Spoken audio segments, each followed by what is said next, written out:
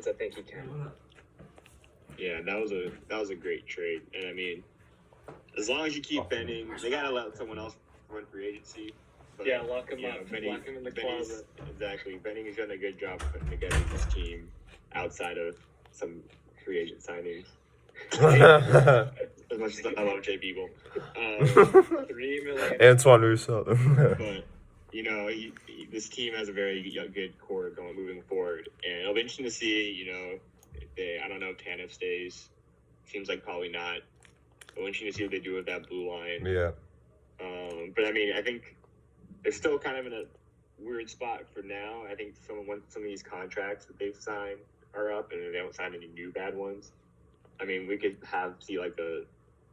they'd have some pretty decent space when some of those contracts are up. You could kind of see like a Colorado where you have a team that's good and has some cap space. So maybe not immediately, but in the future. Mm-hmm. Looking at their cap friendly, and it's still just so funny because they list it by like cap hit from highest to lowest, and it's just so funny seeing Erickson at the top of the board. Like, he's still their highest paid. It's so funny. $6 million. He's the highest paid forward. It's just Louis Erickson, then Brett Besser, Bo Horvat, Miller. It's really funny. And then you have Sutter. Whoa. The highest paid forward. Whoa.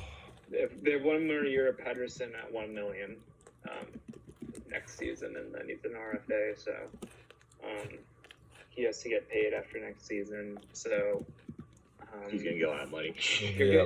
Sutter and Pearson come off the books that same year, so that's gonna be $10 million. I think they can let those two go. And then next year, Erickson's finally off. That would cover for most of Pedersen, I feel like. It smells like shit in here. It's gonna be. Do you think they'll re-sign Toffoli or no? I mean, he was important in that playoff push. I mean, he's probably going to be looking for a long-term contract, I feel like, because he's 28, so this is typically around the age where they're looking for their big, last big deal, before they're kind of, the last big long-term deal. So it depends on what Benning's willing to part with. Yeah, honestly, I mean, Tanev, behind Petra, is probably, the best defensive defenseman on the market, so he'll get probably a decent deal. Yeah, when he's healthy. Yeah. But he was for, it seems like, most of the season. But anyways, Vancouver loses in 7. If you're a Canucks fan, if you're not happy with the season, I don't know. I don't really know what you are. I don't know what you expect. But anyways, let's move to our last second round series, which is what was the last series? Dallas and Dallas and the Avalanche. So I hate to be a little obnoxious here, but my friend Koo's prediction actually did come to fruition a bit. Let's just say that. I'm sorry for all the chuckling, Max. But Frank Kuz was a little bit of a disaster for the Avalanche. I had to bring in Michael Hutchinson, who was serviceable. Obviously, like you said, you have Landeskog, your captain, go down. That really hurts. And Dallas kind of just grinded out the series and, won in Game 7. Kivaranta has a hat-trick in Game 7. Dallas kind of just rises to the occasion, and they take the series. Guys, what were your opinions? Yeah, I mean, it was just kind of the injuries for Colorado. I mean, they're unfortunate. I think they'll be back. I think it was an interesting series. Frank Cruz got injured too as well, right? It wasn't just that he wasn't playing well. I think he also was. Was he also injured? Yeah, they were forced to go to Hutchinson. Yeah. Yeah, it wasn't a choice. They lost both their goalies. I don't know if injury played at all. I don't remember what his injury was. But, yeah, I don't remember. I still think that they needed to add some to their blue line. Colorado. I think they'll be fine. I mean, Dallas just, they took full advantage. I mean, we talk about Dallas and how boring they've been playing throughout the playoffs, but this series was definitely an exception. I remember looking at the series, and Dallas scored like 4 more goals in basically like every game except for like maybe one, if I remember correctly. Mm-hmm. Let me go back here and check this series.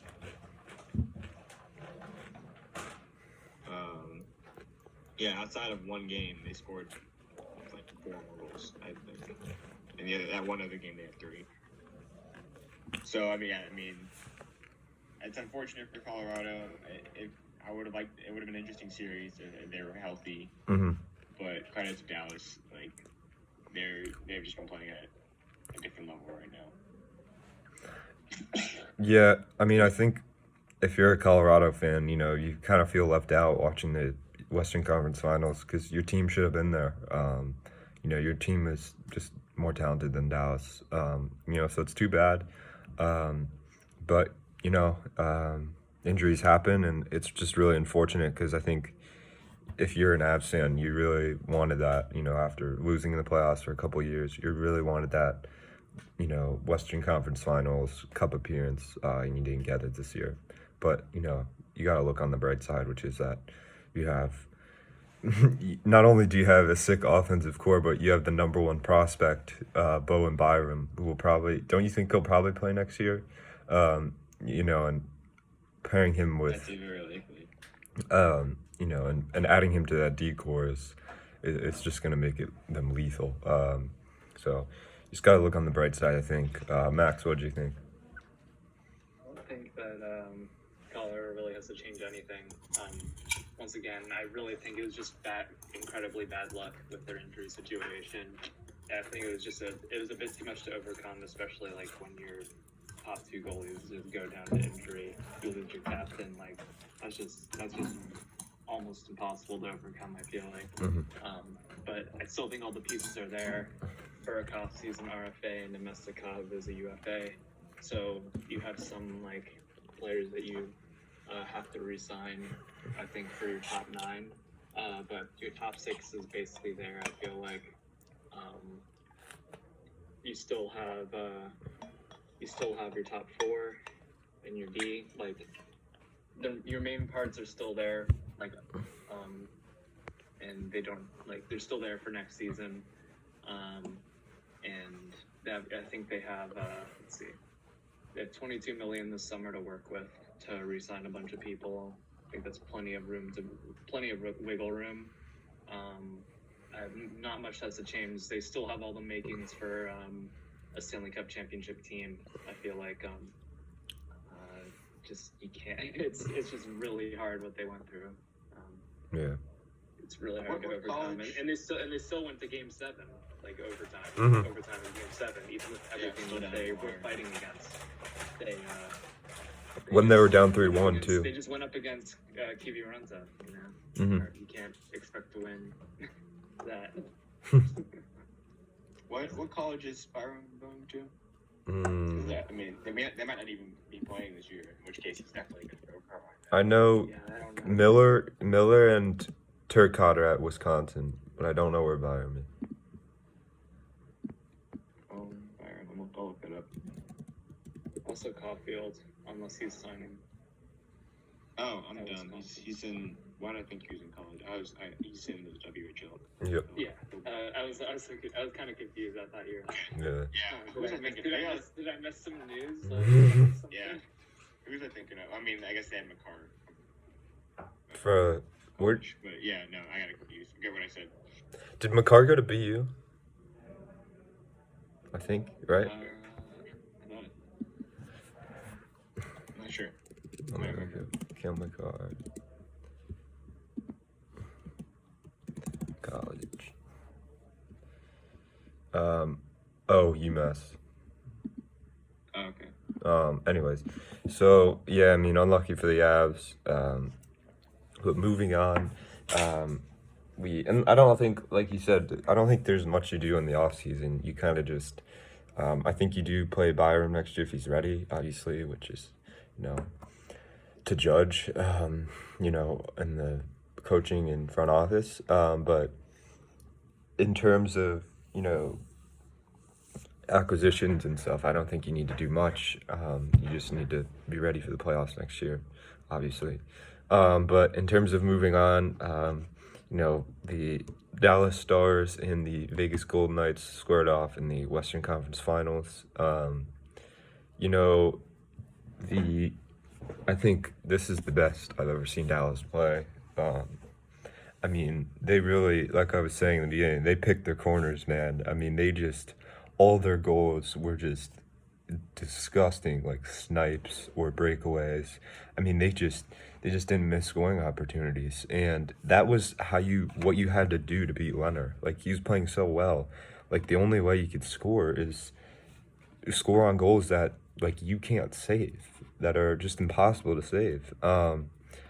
Vegas also replicated that, but I think Dallas's D played really well. Doby played well. What did you guys think? Yeah, I mean, 'cause Vegas, the shots were there, the shot count, but Dallas, like, they weren't getting any. Like, Doby was playing amazing, and two, they weren't getting Dallas was clearing out a lot of second chance opportunities, and just keeping Vegas pretty like contained offensively. They were bending, but they wouldn't break. And I mean, like, it doesn't seem like Vegas ever recovered from the Demko thing. Like, they just they couldn't find a way to score. I mean, Dallas was playing. They're very opportunistic in their scoring, and then like systematically, they were just great defensively, and they really bought into their system.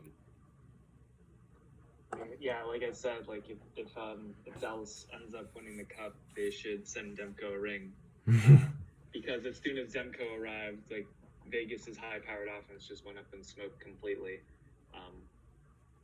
Just all the confidence just completely is gone.